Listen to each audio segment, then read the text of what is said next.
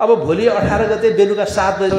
निर्वाचन प्रचार प्रसार गर्ने समय छ र राति 12 बजे 18 गते राति 12 बजेबाट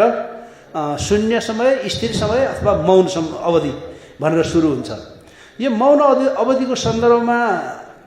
हामीलाई भन्दा बढी जानकारी यहाँहरूलाई छ कि सञ्चार जगतले के विषयहरूलाई परिपालन गर्नुपर्ने हो, के गर्न पाउने हो, के नगर्नुपर्ने हो र नगर्दाखेरि हुने परिणाम के हो भन्ने सन्दर्भमा यहाँहरूले गजबसँग विश्लेषण गर्नुभएको छ। र योभन्दा पछाडि एउटा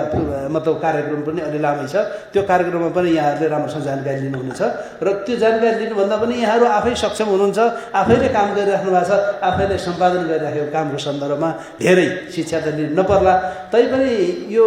मस्तिष्क पुनः ताजगीकरण गर्ने भन्ने हुन्छ, त्यो गर्न खोज्नु आयो जस्तो मलाई लाग्यो। र यो निर्वाचनको मतलब शून्य समय सुरु हुनुभन्दा केही समय अगाडि प्रेस काउन्सिलले निर्वाचन आयोगले गर्नुपर्ने थियो। वास्तवमा निर्वाचनको आयोगको कार्यव्यस्तता यहाँहरूलाई थाहा नै छ र अहिले प्रेस काउन्सिलले यो जुन कार्यक्रम गरेर अहिले यहाँहरूको छलफलको विषय बनायो, यो विषयमा चाहिँ